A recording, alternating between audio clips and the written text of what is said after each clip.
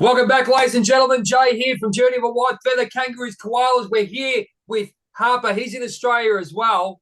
And we had a great chat about his life. He was talking about people pleasing, how he grew up being misunderstood, misdiagnosed with all the medical conditions, and then it brought into his adulthood. Have heard that before, probably running through in my life as well. We're talking about support networks. Now, we're talking about the great DM. Will talk about the stuff that happens, the issues that you have within relationship. You get where I'm going, watching my words, because, AI doesn't like me saying certain things. I'll tell you straight up and stuff that for a joke.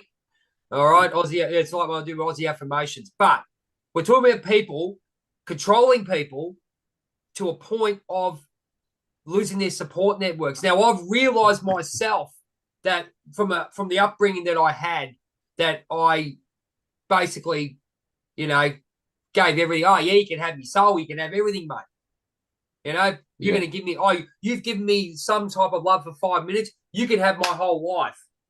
Support networks. Tell me about support networks. This is Harper. Sorry, guys, I'm getting off track. This is Harper. He's fantastic. He's got 2 books. He's going to tell us about how he lost his support networks, and a lot of you out there will understand. Thanks again. Part 2, Harper. Look, really excited to have you on the board. So I'll explain the experience I had, because I think it sums up how I lost the support networks, because it manifested in a visual. So I've already spoken that I had OCD and I used to get hallucinations, those sort of things. Yep. And once they actually figured out I had OCD and I was on the right medication, my brain slowed down. I was able to make better decisions, and function in society as a human. Cool. Was put on the wrong medication a number of times. So I was in my early 30s by the time I sort of found out that I actually had OCD and it wasn't all of these other things. Yep. And just to let you know, my great grandmother, so my dad's grandmother, she spent 60 years in a mental institution. Wow. I still don't know what she actually had. The records were supposed to be released in 2019, but they've changed the laws, so I can't actually find out what she had. Okay. But anyway, I'm assuming she may have had the same thing. Okay. But thankfully, we've got medication, which helped, and I'm on so much less than what I used to be on because I've removed a lot of the trauma from my life. But anyway, if I ever say long story short, it's still going to be the long story. That's what we're here for, mate. We're here to talk, mate. We've got a while, so go for it, mate. Exactly. This is how my one book ended up turning into two books, because I have a lot of words that I want to get out. So after I left my ex-wife, as I said, I absolutely loved her, and I was like, I know for my own sake, if I want to stay alive, I have to leave her. There was no other option at this point. Okay. So I gave her just over a year. And I said to myself, if she is nice to me for one day in this 12-month period, I'll stay. Jeez, that's huge. That's huge, mate. Yeah. Which is, again, I want to say stupid, but that's the Did mindset. you? Okay, can I ask you, because I know I had it in a voice, and I worked it out. It was my shadow, my subconscious programming, people pleasing bullshit programming that I've gone through. I think we fight each other. I think we really fight in our own heads when we do these things, because you think, why the hell are you giving up your life or giving up to this crazy person or these clowns that you're doing? But you just don't know how to get out of that spiral, isn't it? Would that be fair to say? Yeah. Well, I wholeheartedly believed in my head that when I left, I'd be leaving with nothing and no one. That's what I believed. But and you know where that belief came from, right? What was that? Sorry? You know where that belief came from, right? Well, I believe it came from just years of torture. That's what I'm saying. Yeah, you know where that came. Because I look at it. I look at the shadow, and Greg Riley, he probably hates me mentioning him all the bloody time. He probably loves it, but he's a great man. There's always to put yourself into that emotion, and he this is how you retract your subconscious and shadow work that you do, and you had to go. There's always a Pacific Pacific was it the event that happened to give you that, and then you might progress into so many. Have you done that? Have you done that work before? I haven't, no, but I will look into it. Yeah, definitely. If you want to speak to Greg Riley, yeah, he's the man. Yeah, That stuff. And he's a great man. He's a very safe. Yeah, I speak about him so highly because he gave me the opportunity to be what I'm doing now. So I wouldn't be doing what I'm doing now without his guidance. So I always do it. But yeah, awesome. yeah. So anyway, sorry to cut you off about that, but it's just, no, that's all right. I really enjoy connecting with people on this level. So you got that. So you had that people pleasing one time in 12 months. I'll go back to One time in 12 months. Tell us a little bit about that. Tell us what was going through your head there, Harper. Yeah.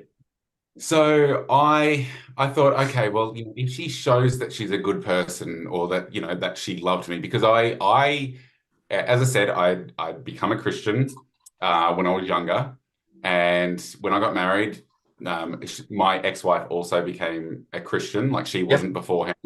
Yep. Then we left the church because she decided that she didn't like certain people at the church and those sort of things. But I've heard that. I realized now that also was part of her thing. She infiltrated every part of my life to actually pull it away. Wow. So she became very close with anything and anyone that I was close to actually take it away. Like to sabotage it or just really rip it out. Yeah, okay, cool. Yeah. Yeah. And I mean, obviously she had her own issues of why she was doing that, but that's what. But this is the thing. Okay, I ask you this question. Even though we've got people who we know ourselves, we've all got issues and all those kind of things. Yeah. Do you think it doesn't give people the right to treat people the way they treat them? They should be realizing that. I mean, this is our pat on the he had with this happen to, or she had this happen. Please excuse them. But isn't there a boundary of how you treat people, mate? Absolutely. And see, and you 100% spot on. So you give people leeway because of those experiences, but at the same time, you can't be their doormat. Yeah. You can go, oh, I understand why they're doing this, but I'm not going to be treated this way. And that's where boundaries come. Like, this is not the way I want to be treated. And this is where boundaries come in. I think that, and I guess subconsciously they stop your mind stops you because you've already been programmed that way to get to that event or that fear that you've had, and you don't want to go that way. But the boundary is to actually get through that forbidden door and go, stuff you, mate. You're going to play the victim card on me, but we're not being cruel. Let's cut the bullshit, mate. You're being a bloody dickhead. You know what I mean? Let's go. You got to help yourself. True. Exactly. Keep it going. And so I made the decision that that's what I was going to do. And in that 12 months, I'm like, okay, I need to try and see if I've got some support network left. Yep. So I reached out to a cousin that my cousin and I were like best friends for like almost our entire lives. And she was cut off as well. Okay. And I hadn't spoken to her for years. My sisters were cut off, my parents, the only friends I had left were the husbands of the wives that my ex-wife was friends with. God, I know, mate. I know that. And so wow. I'm like, okay, wow. I reconnected with my cousin, and she's like, what the fuck is going on? She's like, I'm not allowing this to happen anymore. Like we met up after like 7 years. We met up and she's like, I'm not allowing this to happen anymore. She's like, we're going to catch up regularly. So I'm like, okay, that's good. I still didn't tell her that that's what I was doing, like that I was planning on leaving my ex.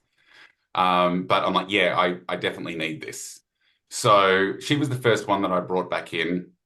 And then one of my sisters, which was probably the less objectionable sister to my ex, I brought her back in a couple of months before I left. Yep. And it finally got to the day, and I packed my suitcase and I said to my ex, I'm like, I'm leaving. And of course, through on the tears, like, don't. What are you doing? I can't live without you, blah, blah, blah. And I'm like, no, I need to go. I need to go. I left, I went to my parents' house, and that night, the five husbands of wives came around. Oh, of course Uh, they did. yeah, Because the victim went and go, oh my God, he's left now. Blah, blah, blah, blah. yes. And then I explained what was going on, and I said, this is what's happening. I mean, obviously they saw some of it, but a lot was behind closed doors, so they didn't see Yeah. the other part of it. Yep. And then one of the husbands stayed behind after the others left, and he's like, "You're right, we don't have to deal with this." And so then 2 weeks later, he left his wife, and then 3 months Wow. later, the other guy has left his wife. Because he's like, we don't have to deal with these women controlling every single aspect of our lives and making us feel like shit and unworthy. So, like, my ex had finally found a couple of women that treated their husbands the same, so it was all okay. This is what I'm And saying. This is what's going on, mate. We're talking about, they have the men and the men. This is why I got you on this men and women thing. The women go getting away with stuff. It's not about, it is about that, to be aware that it's happening to men and women, mate. This is what's happening. yeah, The control and the bullshit going on, the control, and whether yeah, it's over, whatever's going through anyone's head. They say it's all about blokes, but mate, mainly these days we can see that why men are retreating from bloody relationships, because they're scared that it's one way with the women, and women said, "Oh, yeah, they're scared of commitment." Mate, they're not scared of commitment. They're not. It's as a human being, rather it's a relationship or a friendship or what. What the friggin' heck you want to put yeah, that shit for, mate? You don't need that crap. yeah. Yeah. And you get in trouble for saying, and I say trouble deliberately, you get in trouble for saying that on a public forum. I steered clear, like in my TikToks for a long time, of mentioning anything about my ex-wife, because as soon as I mention that It's a domestic lady. violence does Yeah. go both ways, like, and it's not a gendered issue, like, people in general can just be horrible people. Like, that's not gendered. Like, yes, the methods are different. Like, the methods are At the definitely end of the different. day, mate, assault is assault compared to a person. Doesn't really matter, mate. And I've Yeah, always had the opinion of people like yourself having this voice. This is why I do what I do. And ladies out there, if you've got some issues, so I know people have got it. And mm, I'll tell you straight up, these people aren't being heard because there's people out there who are shutting them down. Whether it be yeah, men, women, political, all that, they're getting shut down because yeah, they need to be bloody well heard. yeah, Men and women absolutely. as a human race, and I always say this, as a human Yeah, race, we're individuals. Yes, yeah, okay, fair. You're projecting. It's mainly, it might be a male dominated thing, mate. You're forgetting about the other stuff, man. There's this just like if we treat each other as humans and look at it as yeah, individual cases and not just exactly. women versus men or men versus Yeah, women. yeah. Okay, And I had a lot of supportive women come onto, and like, there's some and put great women yeah, out there, man. Great women out absolutely, there. There's some beautiful women out there absolutely. who I know of. I know of a few. You probably know a few on TikTok, especially. Yeah, They're bloody fantastic people, and they're really flying the flag for men in general, because obviously we've been slammed with yeah. this shit, Yeah, and I mean, my cousin, she was one of those people. Like, she's a huge support. My yep, sisters, as soon as my sisters found out what was going on, they immediately forgave me for the way I treated them, like, and what amazing, and amazing. blocked them. So they're like, no, like, we understand why you cut us off. We, like, yes, it hurt, like, but we understand, and we're here for you. That was so good. It was a, And then dominating spouse, whatever it may be. They say, oh, because men are bigger and stronger. That happened, absolutely. yeah. It's happening out there. It's absolute garbage what they're doing, and you feel. But then Yeah, it you've got is. this day and age, because of the protection that we won't go into what the court system thinks of, Yeah, marriage breakups. But anyway, yeah, they dismiss this. They dismiss this stuff. It's if you look at it as a human race, my friend, as we're talking, yeah, human race, like men and women, human yeah, race. and I must admit, like this is going to sound weird. Not Um, really, and nothing's weird, I mate. think it's why I kind of feel lucky that I have been married to a man and a woman, and they were both abusive. Because I Yep. can go, oh, no. I'm not saying one's worse than the other. I'm saying like people can be abusive no matter what.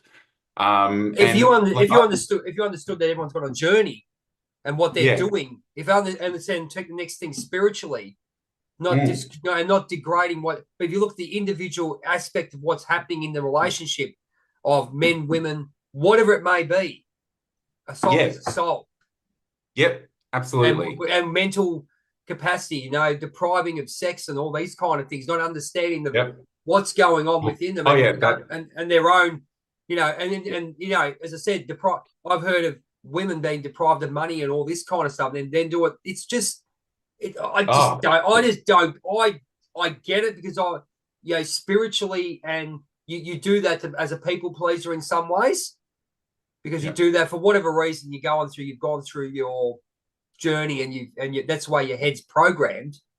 But then when yeah. you wake up like we have, mate. Sorry to cut you off there, man. It's just Yeah. you talk a lot of sense, man. It's No. great to have you here. So great to have you here. Yeah. I've literally had all of those scenarios. My when it, I mean with the financial, the sexual, the physical, the emotional, like all of those from both my partners. The financial from both. But and people were like, because the last thing that my ex-husband did when he got violent was he took all of my savings. He didn't work. He took all of my savings out of Of my course he account and didn't. transferred it to his. And people would say, and obviously I couldn't get that back. It was $186,000. And Wow. and then I spent more money last year on lawyers than I earned to try and get through it. Well, mate, Uh, credit to you for being here and coming on this show, man. I mean, let's get and writing two books, mate. You know motivationally as I do, and mate, absolutely, mate. Hats off to you. yeah. But I mean, look, to me, money has never been my motivator. Like, yes, it's set me back a It's a long necessity. way. It's a necessity, but not a Yeah. something that you got to go. Oh my god! And we know people. We know what people like. Money. I always say, Yeah. money, give them power, and see the person change. Yeah, absolutely. And that's yeah, and both my exes did that. So I wasn't allowed to have access to my bank accounts with my ex-wife. I got a debit card that I was given an allowance on. Mind you, I did earn the money as well. Because I'm good at my job. Like in corporate life. I've now left corporate. But in corporate life I was very good at what I did. Yep. Um, and earned really good money.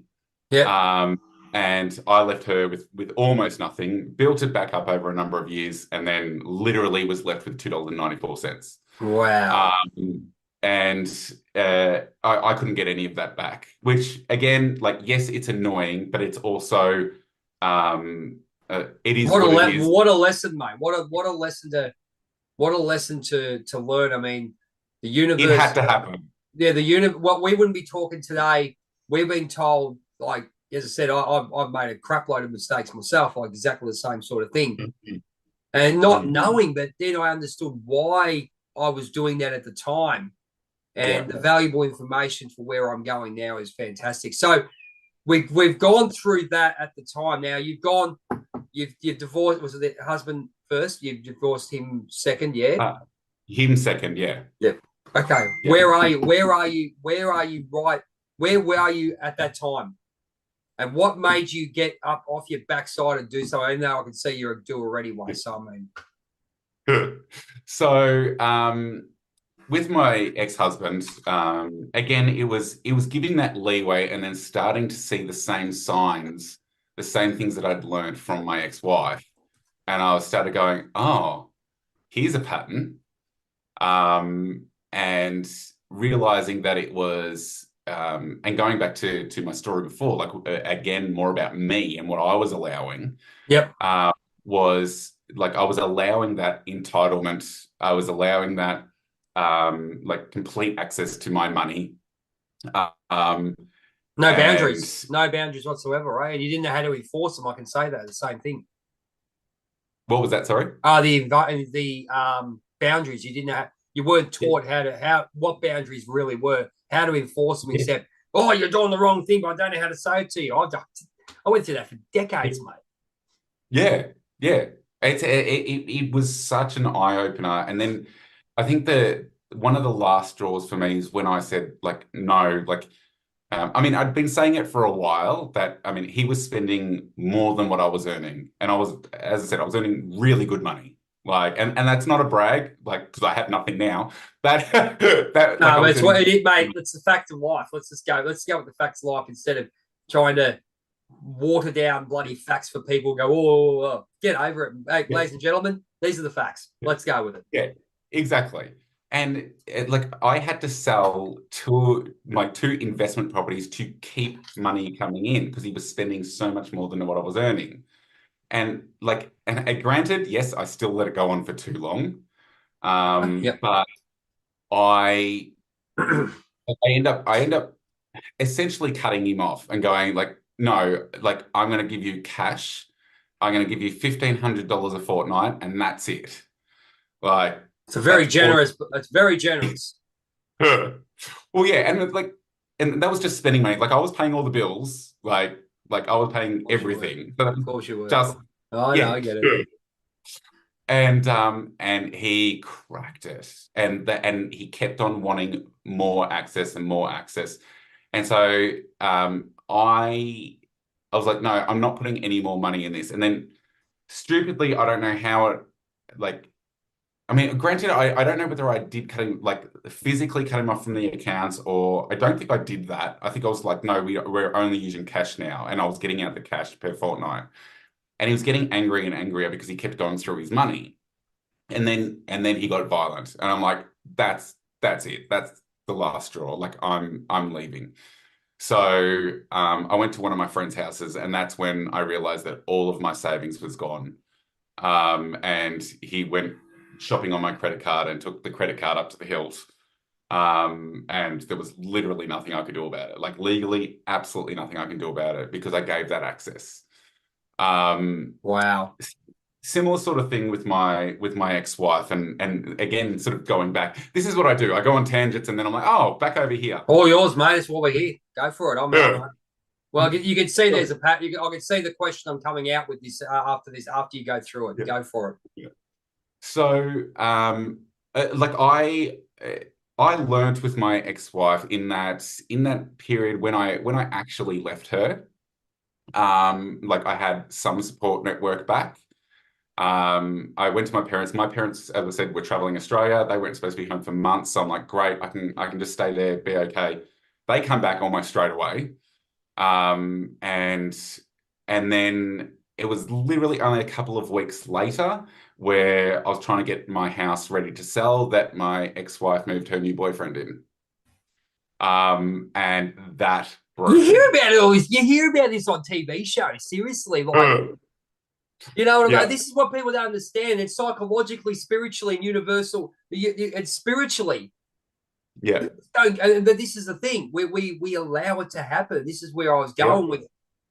We all allow with where we are. We allow it to happen until we get to a point where, yeah, with myself, I turned everything around and I yeah, turned the lessons onto me after I had my awakening, first part of my awakening process. So I get it, and you yeah. have that. And I don't know. Did you have after you did you have a like any type of breakdowns or anything, or Yeah, so a that's type form of recluse or anything like that, or yes, so that's the story I'm getting to.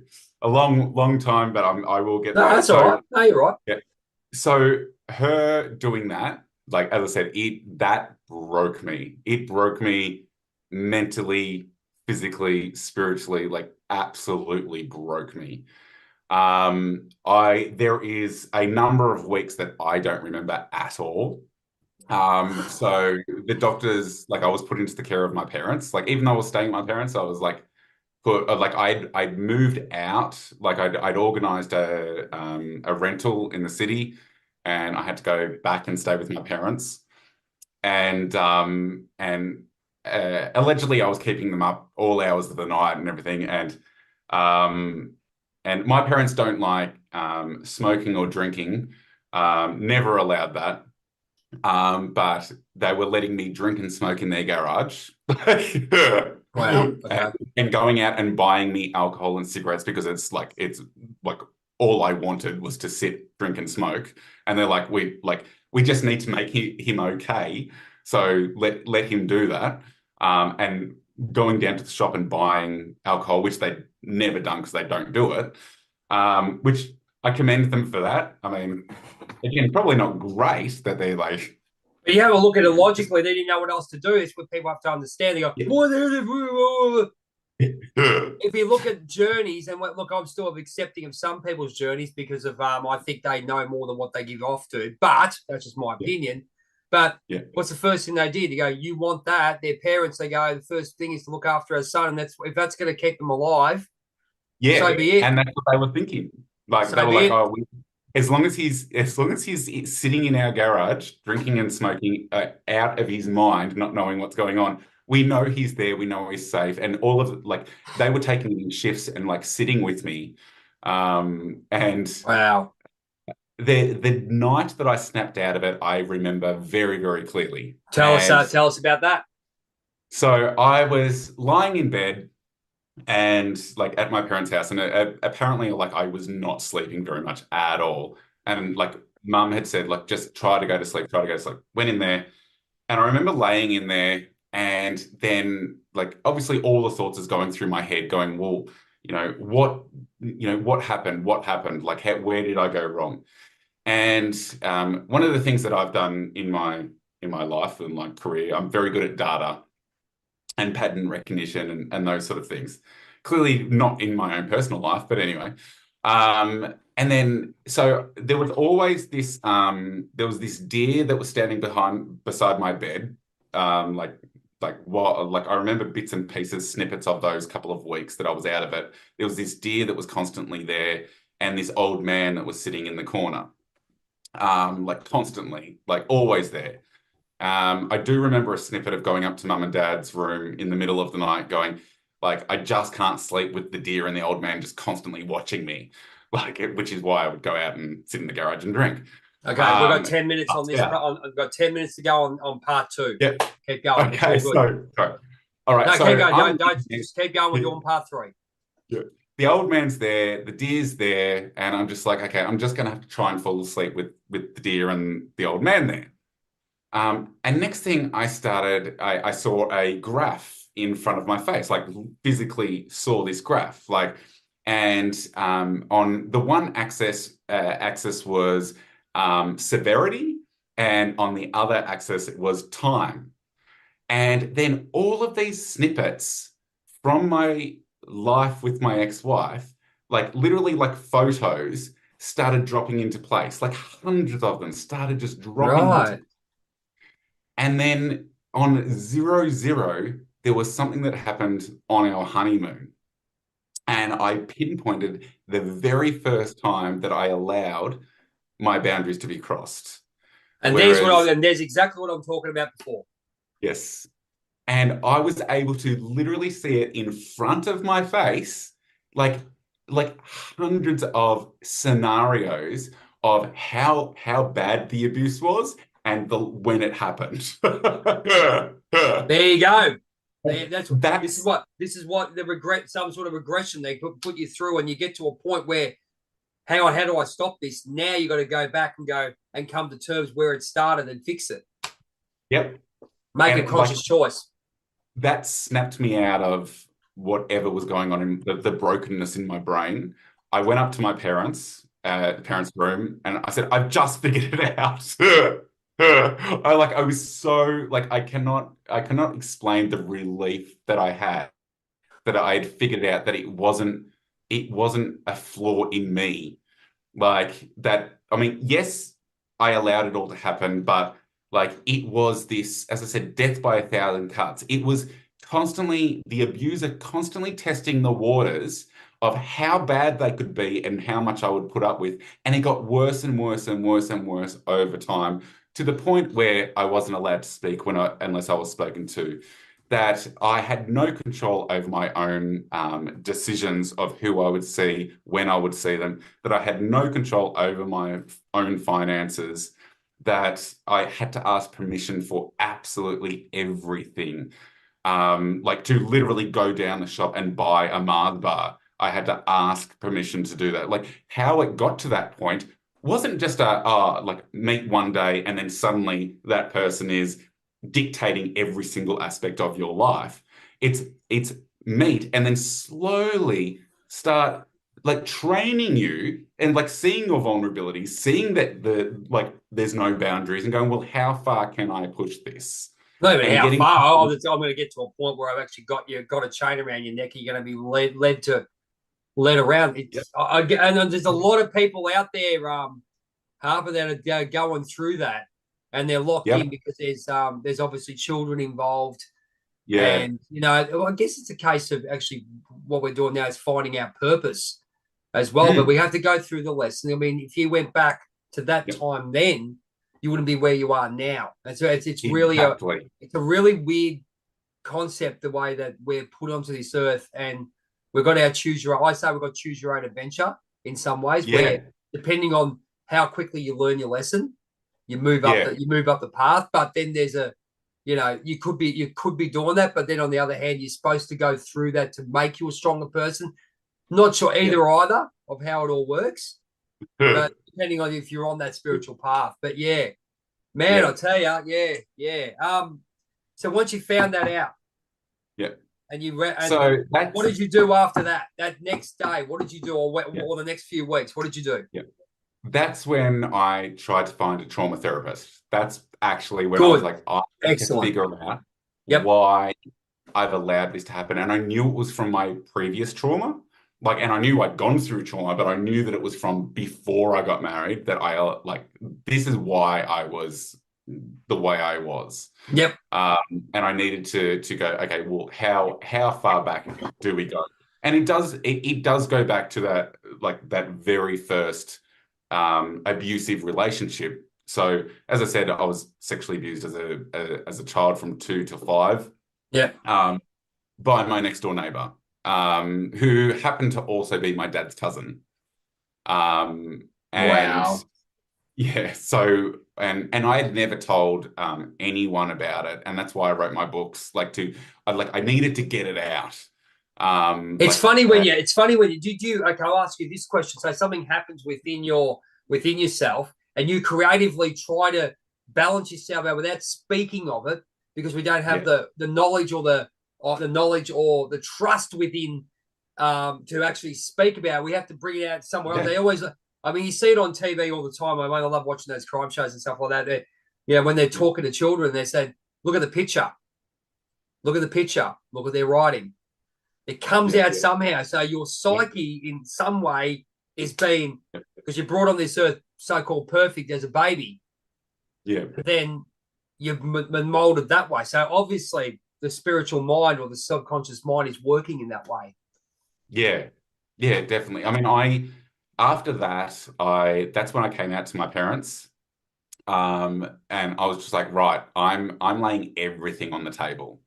I'm like, this is who I think I am, and I'm going to explore that, like from a sexual perspective. But this is what I've gone through in my life. Like my parents had no idea. I'd never told them.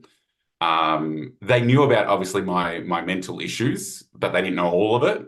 Yep. And I'm like, I'm not hiding anything anymore. Like I need to open myself up to go, okay, I'm at least going to tell some people so I'm not holding it all in myself. Like, and my mum and dad were great. Granted, my mum actually started seeing a therapist after I told them because she felt horrific. Like she felt like she hadn't protected me. And was that good for her? And was that good for her, or was that she benefited from it? Yeah, I mean, she's still very, very angry with the person, less so at herself. But it's sort channeling of that anger too. I mean, it's just like it's human emotion. That's what we do.